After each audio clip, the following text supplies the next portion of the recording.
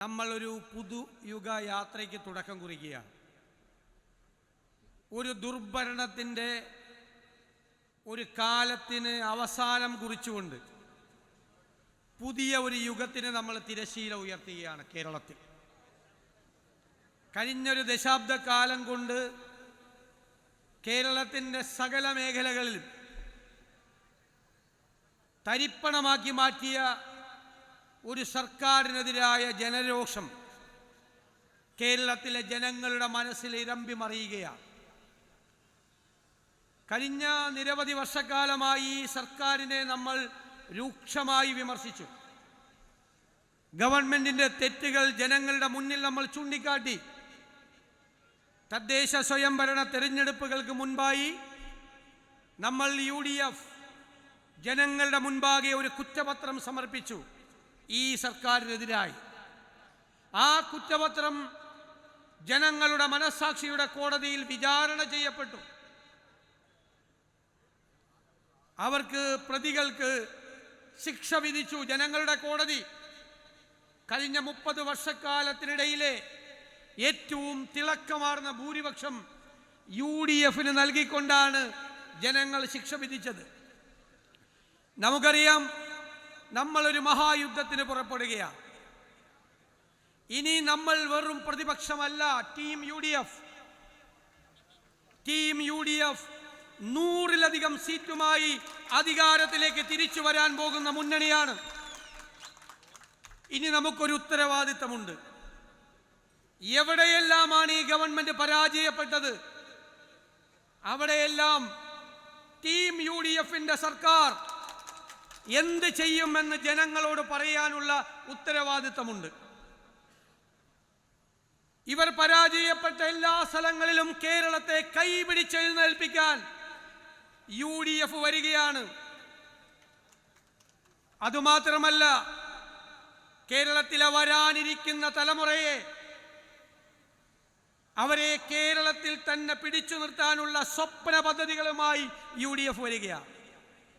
കേരളത്തിന്റെ ചരിത്രത്തിൽ, രാഷ്ട്രീയ ചരിത്രത്തിൽ ഒരു മുന്നണിയും ചെയ്യാത്തതുപോലെ ഈ ജാഥ തിരുവനന്തപുരത്ത് അവസാനിക്കുമ്പോൾ ഈ കേരളത്തിലെ തെരഞ്ഞെടുപ്പിൽ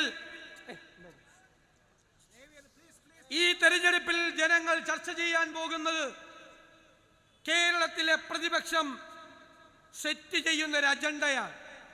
ഞാൻ നിങ്ങളോട് പറയുന്നു, ആ അജണ്ട വേറൊന്നുമല്ല, ഈ കേരളത്തിന്റെ ഭാവിയാണ്. രാഷ്ട്രീയം പറയും, നമ്മൾ പറയേണ്ട സ്ഥലത്ത് രാഷ്ട്രീയം പറയും, മറുപടി കൊടുക്കേണ്ടടുത്ത് കൃത്യമായ മറുപടി പറയും. അതിനേക്കാൾ നമുക്ക് പ്രധാനം വരാനിരിക്കുന്ന തലമുറയാണ്. നമ്മുടെ മക്കൾക്ക്, നമ്മുടെ കൊച്ചുമക്കൾക്ക് ഈ സംസ്ഥാനത്ത് ജീവിക്കാൻ കഴിയുന്ന, അഭിമാനത്തോടെ ജീവിക്കാൻ കഴിയുന്ന ഒരു സാഹചര്യം ഉണ്ടാക്കും. അവർക്ക് വിദേശത്ത് പോയി പഠിക്കാതെ ഇവിടുത്തെ യൂണിവേഴ്സിറ്റികളിൽ പ്രോഗ്രാം ഉണ്ടാക്കും. അത് കഴിഞ്ഞ് പുറത്തു വന്നാൽ അവർക്ക് തൊഴിലവസരങ്ങൾ ഉണ്ടാക്കും.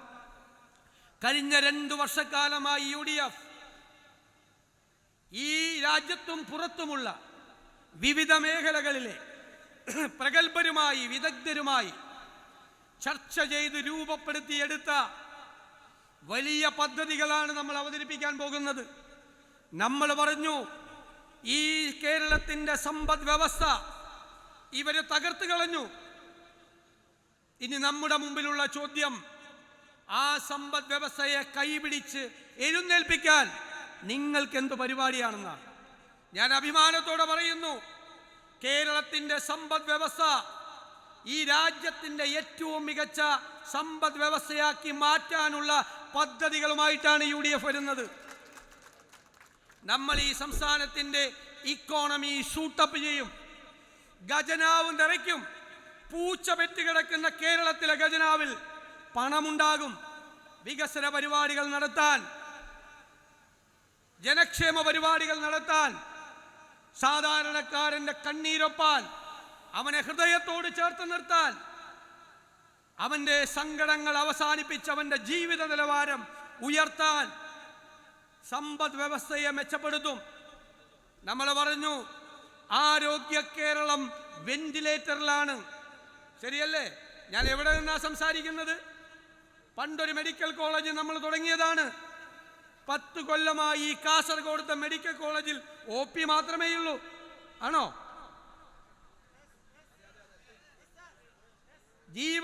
അവിടുത്തെ കുട്ടികൾ പഠിക്കാൻ പോകുന്നത് താലൂക്ക് ആശുപത്രിയിലാണ്. എന്ത് മെഡിക്കൽ കോളേജാ? UDF വരുമ്പോൾ ഈ വെന്റിലേറ്ററിലായി പോയ ആരോഗ്യ മേഖലയെ കൈപിടിച്ചുയർത്താൻ വെറുതെയല്ല, നമ്മൾ ഹെൽത്ത് കമ്മീഷനെ വെച്ചു. ഡോക്ടർ SS ലാലിന്റെ നേതൃത്വത്തിൽ പബ്ലിക് ഹെൽത്ത് എക്സ്പെർട്ടാണ് UN-ലെ.